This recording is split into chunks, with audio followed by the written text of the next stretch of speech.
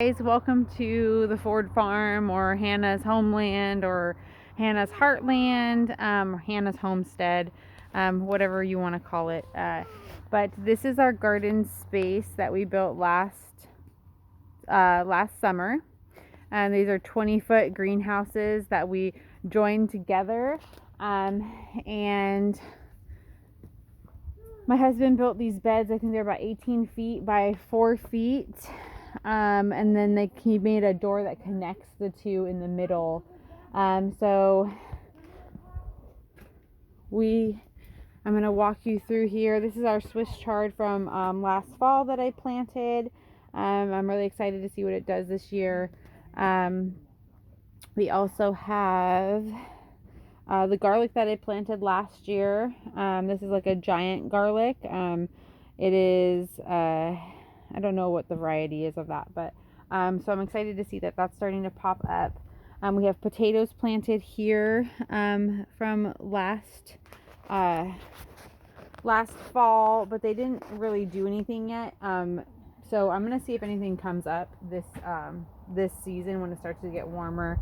But then these beds walk all the way through. We have my starts here, my broccoli and cauliflower, cabbage. And I have here some broccoli cauliflower, and this is rapini. So this is Italian Robbie's, my favorite, with some homemade sausage and sauteed with garlic and crushed red pepper with some homemade bread. Oh my goodness, it's amazing. You would love it. It's the best. This bed has all been amended. So I'm ready to start planting in here. So I'll be putting things in here like on a trellis.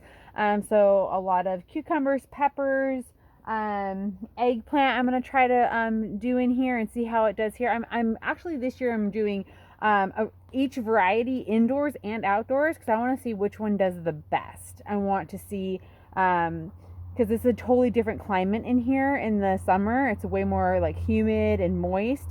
So I'm really anxious to see what happens in these greenhouses this year. So we have that's just some sage that I planted last year that's still there.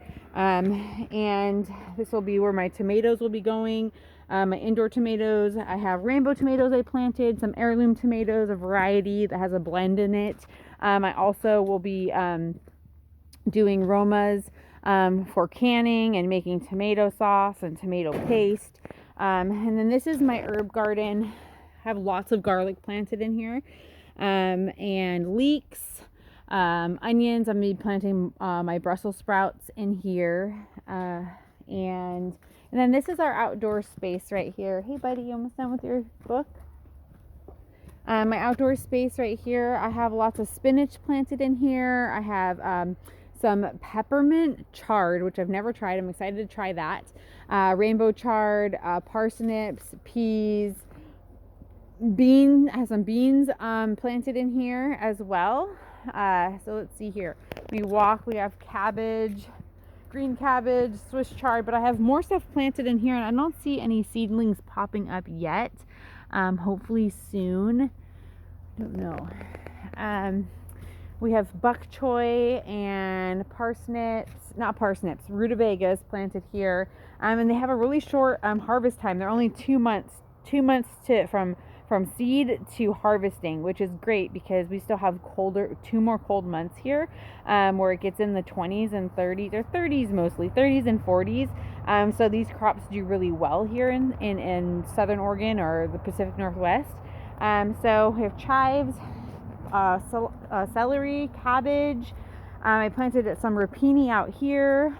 These are beets, and I just dusted them with some DI just to get rid of any worms or grubs or any kind of worm or larva that would want to kind of eat the plant. You see here I have some plant damage just from some kind of not a cabbage moth, but a worm that likes to come and just like eat away at your leaves.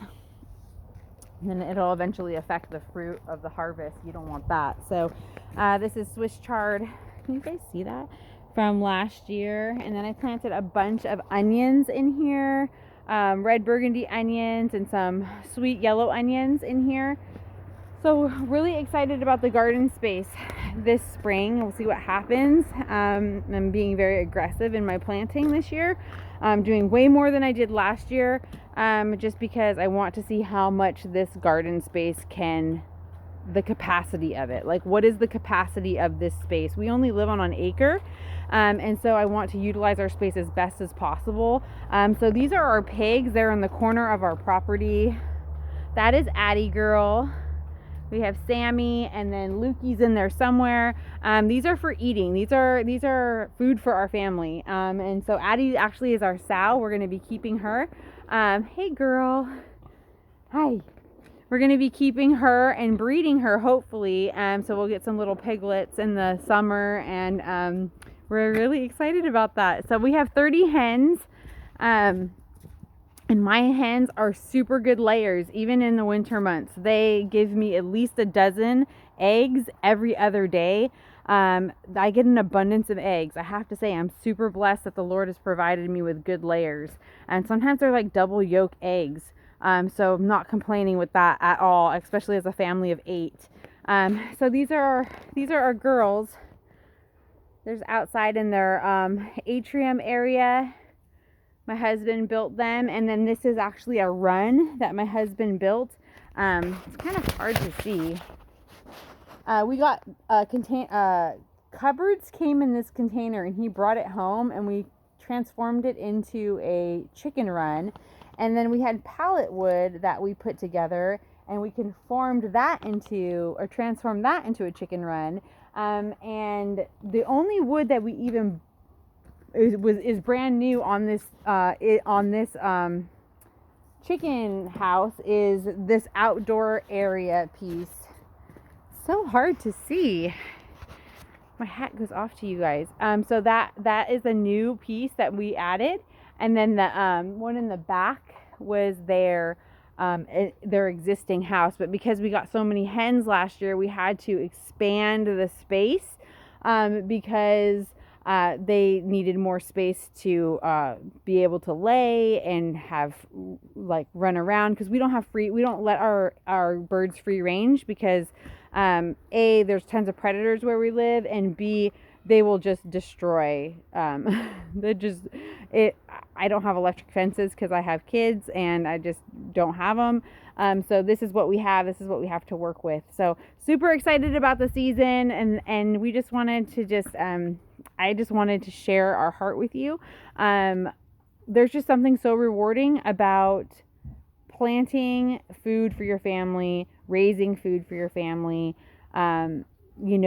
nurturing the animals that provide you the food, like eggs and meat and the herb of the garden. And there's such a blessing to be able to do that as a mama for her family. And something so rewarding in that, as you co-create with the Lord, like He is the creator of life, and you co-create with Him in this garden space. And there's just something so beautiful about it. So I just wanted to just drop in here and just to share our little homestead with you guys.